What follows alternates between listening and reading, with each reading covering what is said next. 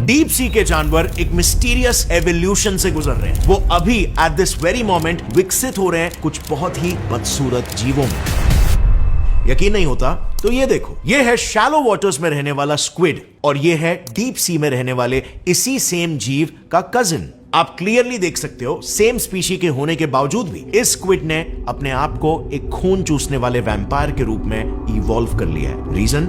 Well, deep sea में जो खुद को जिंदा रखना था। तो क्या वाकई में डीप सी में सरवाइव करने के लिए सी क्रीचर्स को डरावना रूप ही लेना पड़ता है? Well, kind of. और क्यों और कैसे ये मैं आगे आपको डिटेल में एक्सप्लेन करूंगा। बट यू नो व्हाट, सभी फिशेस एग्जैक्टली सिर्फ डरावने ही नहीं होते। कुछ स्पीशीज वियर्ड अजीबोगरीब भी होते हैं डीप सी में, जैसे ये सरकास्टिक फ्रिंज हेड। भले ही ये साइज में 2 लीटर की बोतल जितना छोटा दिखता हो, लेकिन जैसे ये मुंह खोलता है तो इतना बड़ा दिखने लगता है कि किसी इंसान के सर को ही निगल ले। और इन सबसे अलग, सबसे निराला, इसे देखकर ऐसा लगता है जैसे किसी ने एक आंख वाले पपेट में से उसके आईबॉल को ही नोच कर निगल दिया हो। सो क्या स्कैरीनेस के साथ साथ ये वियर्डनेस भी डीप सी क्रीचर्स की एक सर्वाइवल स्ट्रेटेजी है?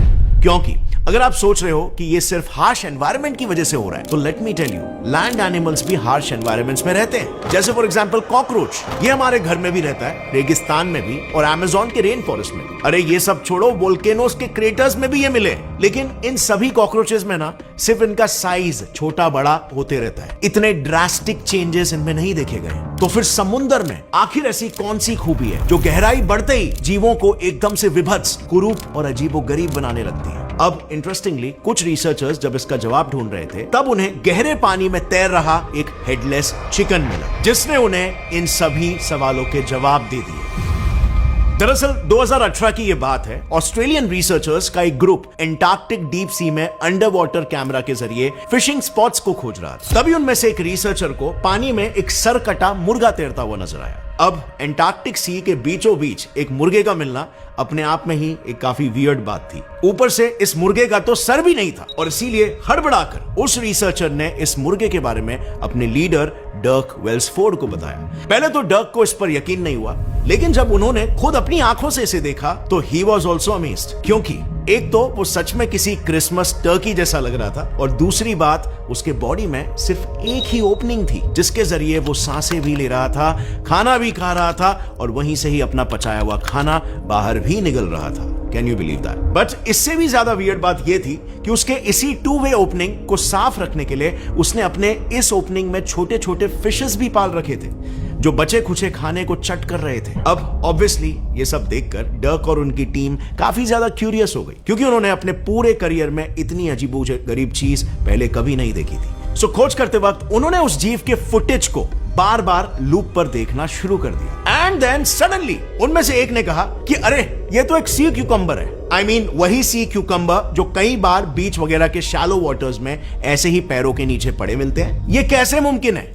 क्योंकि आप देख सकते हो कि एक सी क्यूकम्बर और इस नए मिले जीव में जमीन आसमान का फर्क है। सो आखिर इस कंक्लूजन पर वो रिसर्चर्स पहुंचे कैसे? अब इस पर उन रिसर्चर्स का यह कहना था कि समुद्र में ऐसी सिंगल ओपनिंग और जेलेटिन जैसी सॉफ्ट स्किन वाली प्रजाति सिर्फ एक ही है, और वो है सी क्यूकम्बर, और इसी वजह से उन्हें उसे पहचानने में कोई दिक्कत नहीं आई। बट क्या वाकई में अभी भी यह सवाल लिंगरिंग है कि सेम स्पीशीज के होने के बावजूद भी इन दोनों जीवों में इतना जमीन आसमान का डिफरेंस कैसे आ सकता है? सो इसी दिशा में, इसी प्रश्न के साथ जब डर्क ने जांच पड़ताल शुरू की, तब उन्हें यह पता चला कि यह सी क्यूकम्बर समुद्र में माउंट एवरेस्ट जितनी गहराई में रहता था, जहां पर खाना इतने आसानी से नहीं मिलता, और इसीलिए इसने नॉर्मल सी क्यूकम्बर्स के विपरीत विंग्स जैसे फ्लैप्स को इवॉल्व किया, सो दैट वो ज्यादा दूर तक तैरकर खाना ढूंढ सके, एंड हेंस वो शैलो वाटर सी क्यूकम्बर से अलग दिखता है। अब इस पर्टिकुलर केस की सच्चाई जानने के बाद डर्क के मन में एक सवाल आया कि डीप सी में ऐसे और भी तो कितने ही जीव होते होंगे जो इसके जैसे ही या फिर इससे भी ज्यादा वियर्ड तरीके से इवॉल्व हुए। क्योंकि फर्दर रिसर्च करते वक्त उन्हें यह क्रीचर मिला, एक क्रैब। यस, एक ऐसा क्रैब जिसका सिर्फ एक पैर फोटो में दिख रहे इंसान के चेस्ट से शुरू होकर उसके लेग्स पर आकर खत्म होता है। अब इस क्रैब को देखकर किसी भी इंसान की तरह डर्क को लगा कि यह तो अब तक का सबसे बड़ा क्रैब होगा। But boy, he was wrong over there. क्योंकि गहरे पानी में रहने वाले इस क्रैब के स्पीशीज के सबसे बड़े क्रैब्स का सिर्फ एक पैर ही एक एडल्ट इंसान की ऊंचाई जितना लंबा होता है। ये तो बस सिर्फ एक एवरेज साइज का क्रैब था। इनफैक्ट इतने बड़े होने की वजह से ये क्रैब्स आसानी से एक इंसान के बच्चे को भी निगल सकते हैं, और इसी वजह से इनके साइटिंग्स के बाद लोगों ने इन्हें क्रैबजिल्ला नाम दे दिया था। आपको में भी याद होगी थुल्हू मॉन्स्टर की स्टोरी, जो सेलर्स को शिप्स में से घसीट कर पानी की गहराइयों में ले जाता था। वो स्टोरी भी इसी क्रैब से इंस्पायर्ड थी। यानी कि इस जीव तक आते आते डर्क समझ गए थे कि डीप सी में सर्वाइवल गेम कुछ अलग ही चल रहा है, कुछ ऐसा जिसे गहराई से समझना और भी ज्यादा जरूरी हो गया था। और यही वो सोच थी जिसने उन्हें तीसरे सबसे वियर्ड जीव तक पहुंचाया। एक ऐसा जीव जिसके लिटरली गले तक तेज नुकीले दांत थे। अब ये जीव विकसित हुआ था एक सिंपल ईल से, जिसके अंदर ये परिवर्तन गहरे पानी में रहने के वजह से आए थे। सो इस पर्टिकुलर ईल के केस में आखिर क्या हुआ? वेल, इन जैसे फिशेस की गहरे पानी में सर्वाइवल स्ट्रेटेजी क्या होती है? देखो, शैलो वाटर्स में ईल्स शिकारी के पकड़ से बचने के लिए पूरे बॉडी में इलेक्ट्रिक करंट्स पैदा करते हैं, जबकि गहरे पानी में ये प्रजाति ईल्स की खुद शिकारी है, और इसीलिए उनके लिए यह ज्यादा इंपॉर्टेंट हो गया कि उनके मुंह से शिकार ना छूटे। और इसी वजह से एज अ सर्वाइवल ट्रेट उन्होंने अपने गले तक इनवर्ड फेसिंग दांत डेवलप कर लिए। अब यहां तक फ्रेंड्स, मे भी आपके दिमाग में यह सवाल आ रहा होगा कि ओके, अंडरस्टूड कि जो नॉर्मल क्रीचर्स है वो डीप सी में जाने के बाद वियर्ड दिखने लगते हैं, बट ये एवोल्यूशन एग्जैक्टली होता कैसे है? कितना टाइम लगता है? वेल, इन्हीं प्रश्नों के उत्तर ढूंढने के लिए MIT की एक रिसर्चर सुजैन लिंडक्विस्ट ने काफी यूनिक रिसर्च कंडक्ट की। दरअसल अपने रिसर्च में उन्होंने कुछ मैक्सिकन टेट्रा फिशेस को लिया। अब स्पेसिफिकली इन्हीं फिशेस को क्यों लिया गया? क्योंकि सुजैन के मुताबिक आज से कई मिलियन सालों पहले कुछ Mexican tetra fishes shallow water से गहरे समुद्र के केव्स में रहने चले गए थे, और गहरे पानी में जाते ही उनकी आंखें चली गई और वो अपने शैलो वाटर कजिन से अलग दिखने लग गए। सुजैन को ऐसा लगा अगर वो उनके इस एडेप्टेशन के पीछे की वजह ढूंढ पाई,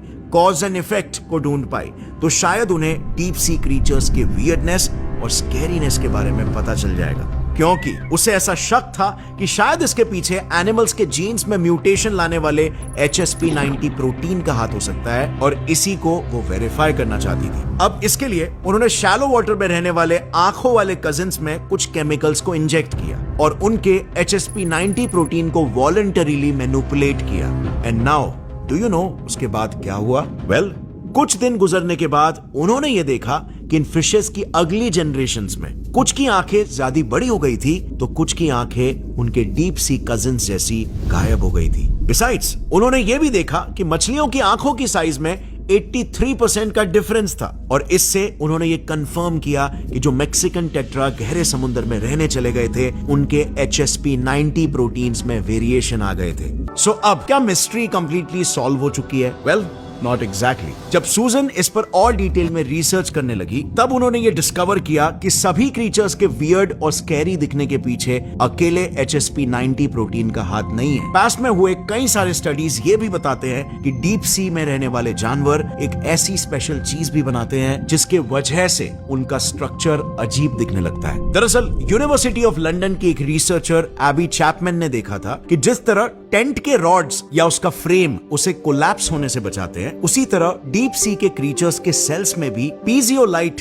नाम के स्ट्रक्चर्स होते हैं जो उन्हें डीप सी के हाई प्रेशर में पिचकने से बचाते हैं। आई एम नॉट श्योर आपके दिमाग में यह सवाल आया था कि नहीं कि डीप सी में तो एक्सट्रीम प्रेशर होता है, आखिर ये क्रीचर्स विथस्टैंड कैसे करते हैं? Well, now you have the answer. इसी पीजियोलाइट की वजह से ऑर्गेनिजम्स के सेल्स नॉर्मल सेल से अलग दिखने लगते हैं, जो कि झलकता है उनके फिजिकल अपीयरेंस में भी। लेकिन ये एडेप्टेशन भी सभी फिशेस नहीं दिखाते। कुछ फिशेस एक ऑल्टरनेट मैकेनिज्म भी इस्तेमाल करते हैं। इसमें वो अपने बॉडी के शेप को कुछ इस तरह से एडजस्ट कर लेते हैं कि उनके बॉडी के हर एक इंच पर कम से कम दबाव पड़े। अब ऐसे केस में टू विथस्टैंड सच प्रेशर सबसे आइडियल शेप क्या हो सकता है? Well, according to physics it is a sphere, और इसीलिए डीप सी में सी क्यूकम्बर्स जो होते हैं वो फूले हुए गुब्बारों की तरह दिखते हैं। और रही बात इन फिशेस की, तो आप देख सकते हो इनका लोअर जॉ अनयूजुअल तरीके से बड़ा है। ये इसीलिए है क्योंकि इन छोटे छोटे फिशेस को ज्यादातर वही चीज खाने को मिलती है जो ऊपर ऊपर सरफेस के पास रहने वाले फिशेस के मुंह से छूटकर नीचे डीप सी तक चली जाती है। और इसीलिए ऐसे में सबसे बेस्ट स्ट्रेटेजिक एडेप्टेशन यही होगा कि मुंह ही इतना बड़ा बना लो कि वन गो में ही सब कुछ एक साथ समेट लो। So all in all now we know कि इन सभी जीवों को डीप सी के हार्श एनवायरनमेंट में रहने के लिए अपने जेनेटिक्स, अपने सेलुलर स्ट्रक्चर, यहां तक कि अपने शेप में भी चेंजेस लाने पड़ते हैं। और इसीलिए एज अ रिजल्ट ना चाहते हुए भी वो काफी डिफरेंट और यूनिक दिखने लगते हैं।